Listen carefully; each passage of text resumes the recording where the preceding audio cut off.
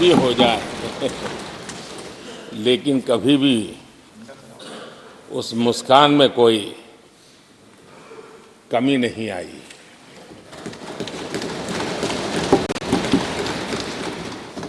अनेकविध परिस्थितियों में आपने बहुत ही संतुलित भाव से और सच्चे अर्थ में निष्पक्ष भाव से इस सदन का मार्गदर्शन किया, सदन का नेतृत्व किया। मैं इसके लिए भी आपकी भूरी भूरी प्रशंसा करता हूं।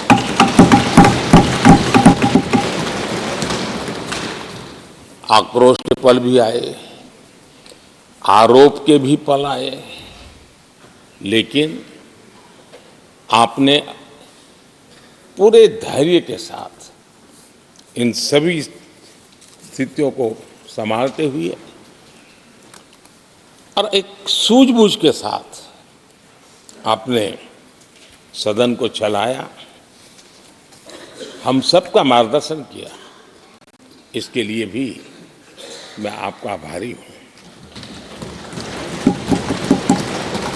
आदरणीय सभापति जी, इस 5 वर्ष में इस सदी का सबसे बड़ा संकट पूरी मानव जात ने झेला।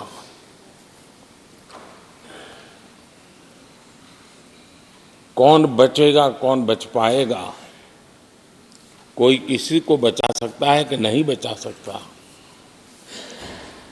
ऐसी वो अवस्था थी। ऐसे में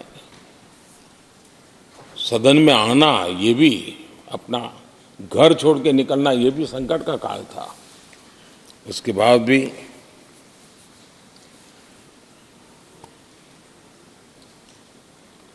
जो भी नई व्यवस्थाएं करनी पड़ी, आपने उसको किया।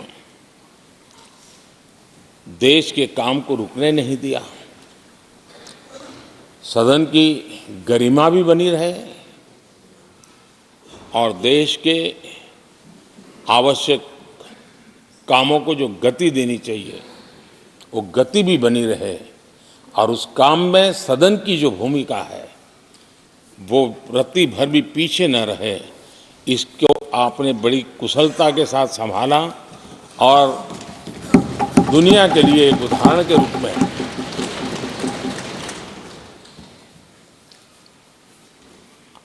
आदरणीय सभापति जी, मैं माननीय सांसदों का भी इस बात के लिए आज एक बार आभार व्यक्त करना चाहता हूं कि उस कालखंड में देश की आवश्यकताओं को देखते हुए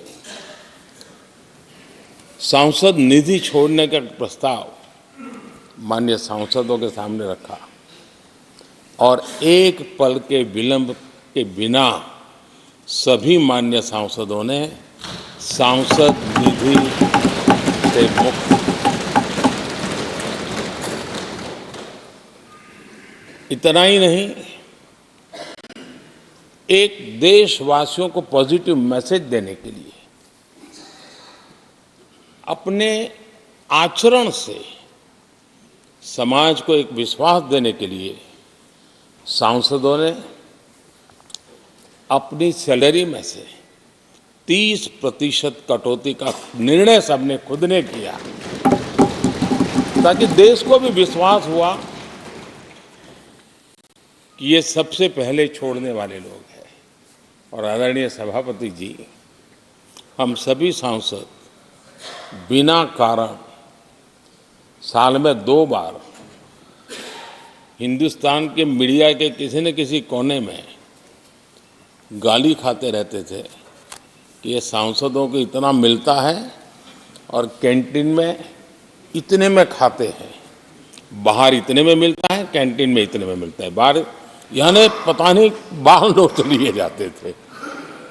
आपने निर्णय किया सबके लिए समान रेट होंगे कैंटीन में, और सांसदों ने कभी भी विरोध नहीं किया, शिकायत भी नहीं की। और सभी सांसदों की बिना कारण इतनी फजेत करने वाले लोग मजे लेते थे, उससे हम सबको आपने बचा लिया। इसके लिए भी मैं आपका आभार व्यक्त करता हूं। आदरणीय सभापति जी, ये बात सही है कि हमारे कई लोकसभा के चाहे 17वीं हो, 16वीं हो, 15वीं हो, संसद का नया भवन होना चाहिए, इसकी चर्चा सबने की, सामूहिक रूप से की, एक स्वर से की, लेकिन निर्णय नहीं होता था। ये आपका नेतृत्व है जिसने निर्णय किया, चीज़ों को आगे बढ़ाया, सरकार के साथ अनेक मीटिंगें की और उसी का परिणाम है कि आज देश को ये नया संसद भवन प्राप्त हुआ है। आदरणीय सभापति जी, एक संसद के नए भवन में एक विरासत का अंश और जो आज़ादी की पहली पल थी उसको जीवंत रखने का हमेशा हमेशा हमारे मार्गदर्शक रूप में ये सेंगोल को यहाँ स्थापित करने का काम,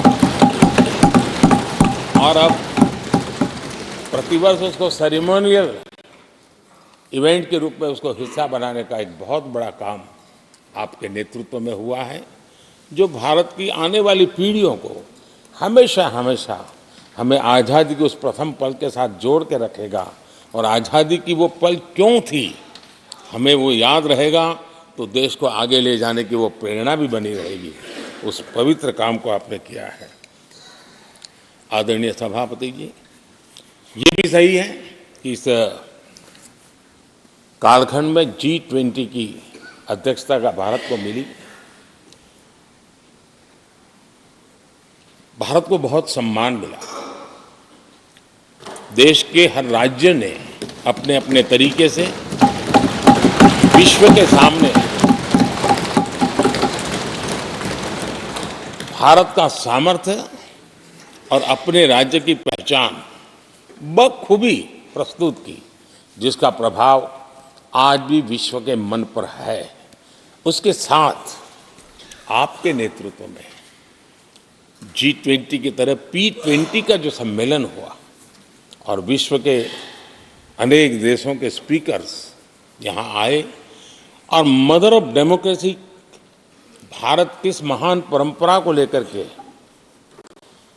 किस डेमोक्रेटिक वैल्यूज को लेकर के सदियों से हम आगे बढ़े हैं। व्यवस्थाएं बदली होगी लेकिन डेमोक्रेटिक मन भारत का हमेशा बना रहा है। उस बात को आपने विश्व के स्पीकर्स के सामने बखूबी प्रस्तुत की और भारत को लोकतांत्रिक व्यवस्थाओं में भी एक प्रतिष्ठा प्राप्त कराने का काम आपके नेतृत्व में हुआ।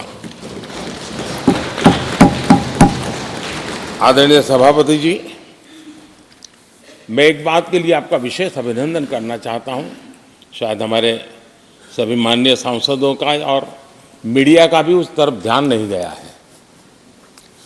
हम संविधान सदन जिसको कहते हैं, जो पुरानी संसद जिसमें महापुरुषों के जन्म जयंती निमित्त उनकी प्रतिमा को पुष्प चढ़ाने के लिए हम लोग एकत्र आते हैं, लेकिन वो एक 10 मिनट का इवेंट होता था और चले जाते थे।